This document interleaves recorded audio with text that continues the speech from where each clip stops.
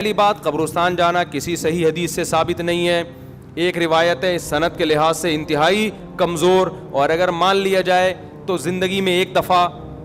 ہمارے ہاں ہر سال جایا جاتا ہے, اور وہ بھی نبی چپکے سے گئے. ہمارے ہاں جتھوں کی شکل میں جایا جاتا ہے. تو یہ ساری بدعات ہیں. سمجھ میں آ رہی ہے بات؟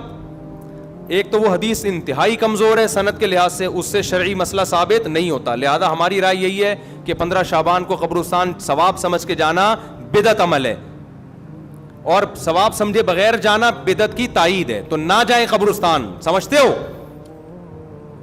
نہیں آ رہی بھائی, ان کو رہنے دو. میں گلا پاگلوں کی طرح پھاڑ رہا ہوں. میں 3 دن سے بیانات کرتے کرتے نا گلا بیٹھ گیا مجھے.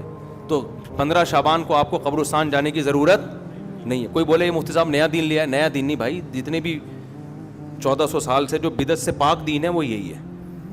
کیوں؟ کوئی صحیح حدیث موجود ہی نہیں ہے, انتہائی کمزور حدیث ہے, اور زندگی میں ایک بار والی ہے. صحابہ سے وہ بھی ثابت نہیں ہے, اور وہ بھی چپکے سے گئے. آپ جتوں کی شکل میں جا رہے ہو.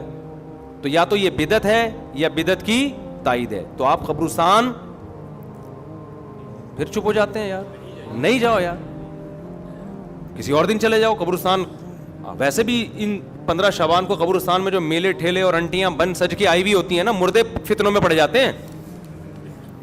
مردے کہتے ہیں مرے کیوں یار, اتنا اچھا ماحول ہے باہر کا. تو آج کل تو انٹیاں ایسے میک اپ کر کے اور دوپٹے, اور پھر بندے بھی تیار ہو کے, ایک انٹرٹینمنٹ ہے وہ قبرستان. وہ قبرستان تھوڑی رہا ہے جو پہلے ہوا کرتے تھے. تو آج کل تو ویسے بھی جانا جائز نہیں ہے. دوسرا کام, اس رات کو لوگ کہتے ہیں نہاؤ دھو اور تہوار ہے. تو تہوار اسلام میں دن میں ہوتے ہیں, راتوں میں. عیسائیوں کے, ہندوؤں کے تہوار ہو سکتے ہیں, مسلمانوں کے تہوار دن کی روشنی میں ہوتے ہیں. رات کے اندھیروں میں بولو نا نہیں ہوتے. راتیں عبادت کی ہوتی ہیں. تہوار نہانا دھونا اچھے کپڑے یہ دن کے کام ہیں. تو لہٰذا یہ کوئی بھی نہیں ہے کہ رات نہا دھو کے اور اچھے اچھے کپڑے پہنو. کوئی مستند روایت نہیں ہے اس بارے میں. تمیز سے سو جاؤ گھر میں جا کے. اور تیسرا کام کیا ہے؟ حلوہ مانڈا. حلوے مانڈے پکاتے ہیں. تو جب تہوار ہی نہیں ہے تو حلوے کس بات کا بھائی؟ حلوے تو عیدوں میں خوشیوں میں ہوتے ہیں نا. تو جب تہوار ہی نہیں ہے, ہمارے تہوار دن میں ہوتے ہیں بھائی. عید الفطر, عید الاضحیٰ, اور جمعے کا بھی دن میں ایک قسم کا تہوار ہے, یہ بھی دن کی روشنی میں. تو آپ نے حلوے مانڈے بھی بولو نا نہیں. پھر اس رات کو تقدیر کے فیصلے ہوتے ہیں. قرآن میں صاف طور پر ہے کہ وہ لیلۃ القدر میں ہوتے ہیں, اور ہم نے قرآن بھی کب نازل کیا؟ رمضان میں اور لیلۃ القدر میں. بالکل واضح قرآن کی آیتیں ہیں. اس کے مقابلے میں جو 15 شعبان والی حدیثیں ہیں جن میں آتا ہے کہ اس رات فیصلے ہوتے ہیں, وہ قرآن کے مقابلے میں جاندار, سند کے لحاظ سے مضبوط نہیں ہے. ان میں اتنی طاقت نہیں ہے کہ قرآن کی آیت کو آپ اس میں ایڈیشن کر دیں. لہذا قرآن سے واضح پتہ چلتا ہے کہ جو فیصلے ہوتے ہیں سال بھر کے وہ شب قدر میں ہوتے ہیں, جو رمضان میں. اور قرآن بھی کب نازل ہوا؟ راجح دلیل کے لحاظ سے راجح بات یہی, اگرچہ بعض علماء نے وہ بھی لکھی, لیکن راجح دلیل کے لحاظ سے یہ بات ہے. 3 باتیں ہو گئیں. چوتھی بات ہے پٹاخے. شب برات کے پٹاخے. تو بھائی یہ تو پٹاخے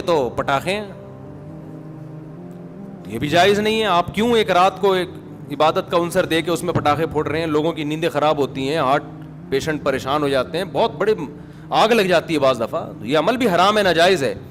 اور کیا ہوتا ہے شب برات میں جلدی بتاؤ؟ عبادت پہ آ رہا ہوں. دن کا روزہ 15 شعبان کا, وہ بھی کسی صحیح حدیث سے ثابت. میں نے ایک دفعہ کسی نے کہا محرم کے فضائل پہ بیان کریں. بہت دفعہ مجھے اصرار کیا 1 گھنٹے کا بیان ہو محرم. میں نے بہت جب میرا تنگ کیا تو میں نے بیان کیا. میں نے کہا نبی صلی اللہ علیہ وسلم نے فرمایا, حدیث کا مفہوم ہے, یہ اشہر حرم ہے, محترم مہینہ ہے, 4 محترم مہینوں میں ایک محرم بھی ہے, اور 10 محرم کا روزہ. آپ صلی اللہ علیہ وسلم نے اس کی جو بھی حدیث میں فضیلت بیان کی. میں نے کہا وما علینا الا البلاغ. لوگوں نے کہا بھائی کیا بیان کا؟ میں نے کہا بھائی اتنا ہی ہے. صحیح حدیث سے اتنی ہی ثابت ہے. ایک آدھ اور حدیث ہوگی جو اس وقت میرے ذہن میں نہیں. اس سے زیادہ میں نے کہا 1 گھنٹے کا بیان ہو نہیں سکتا, کوئی ہے ہی نہیں. تو آپ کی مرضی کی باتیں ہم نہیں کریں گے. ہم وہ باتیں کریں گے جو اللہ اس کے رسول صلی اللہ علیہ وسلم نے جس طرح بیان کی. خطابت کے جوہر دکھانے کے لیے تو 6 گھنٹے کا بھی بیان ہو سکتا ہے, لیکن اگر آپ نے وہ بات کرنی ہے جو اللہ کے رسول نے بتائی ہے تو جتنی بتائی ہے اتنی ہی آپ کو پارسل کرنی پڑے گی. اپنی طرف سے پارسل کرنے کا ہمارے پاس انتظام. ہم کمپنی ہوتا ہے نا, بعض کمپنی ہے پیک کر کے دے رہی ہوتی ہیں وہ KFC والوں کے, وہ کہتے ہیں وہ جو کمپنی کی پیکنگ ہے وہ ہم آپ کو دیں گے, اپنا شاپر ہمارا الگ تھیلے میں رکھا ہوا ہے, ٹھیک ہے نا, اس کے لیے الگ آرڈر دینا پڑے گا آپ کو. تو اگر اللہ رسول کی بات ہے تو بھائی اتنی ہے. تو اس لیے 15 شعبان کا جو روزہ ہے وہ بھی کسی صحیح حدیث سے ثابت بولو نہیں ہے. اور کیا رہ گیا, جلدی کرو, اب وہ شادی بھی ہونی ہے ان کی, بھائی آئے ہوئے ہیں نا. اور کیا رہ گیا,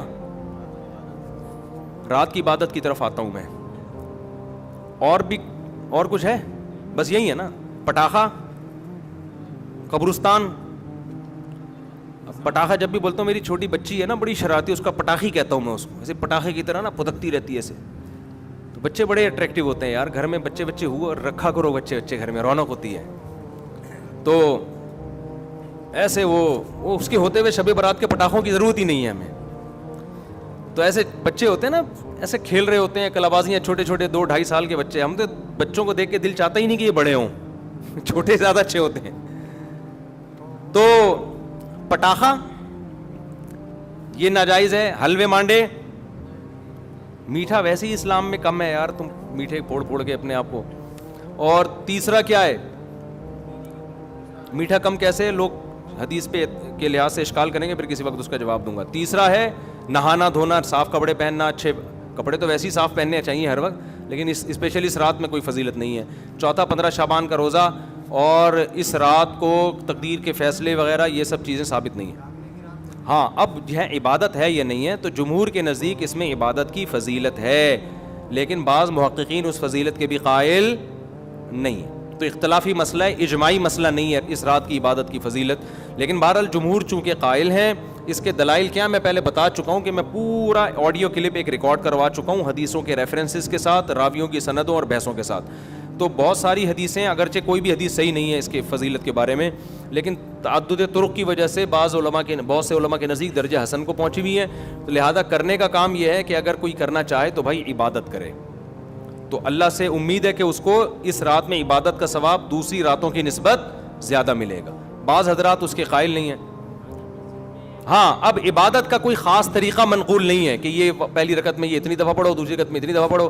اور نفلی عبادت شریعت ترغیب دیتی ہے گھر میں کرنے کی. افضل کیا ہے کہ گھر میں عبادت کی جائے. اب اگر آپ سمجھتے ہیں گھر میں دل نہیں لگے گا تو پھر مسجد میں آ جائیں, لیکن اجتماعی سطح پہ مسجد میں جماعتوں کی نمازیں قائم کرنا, اجتماعی قرآن خوانیاں کرنا, یہ تمام اعمال بدعت ہیں. تو اگر آپ نے عبادت کرنی ہے تو چلو کسی بہانے عبادت کر لو. تو اس میں یہ ہے کہ انفرادی کرنی ہے, بہتر ہے گھر میں کی جائے, نہیں تو مسجد میں کر لیں آ کے. اور کوئی خاص طریقے کی عبادت نہیں کرنی. تلاوت ہے, دعائیں ہیں, ذکر ہے, نماز ہے, بس جیسے عام طریقے سے پڑھتے ہیں اسی طریقے سے کریں. سمجھ رہے ہو کہ نہیں سمجھ رہے؟ تو یہ ہے خلاصہ, خلاصے کے خلاصے کے خلاصے کے خلاصے کا خلاصہ.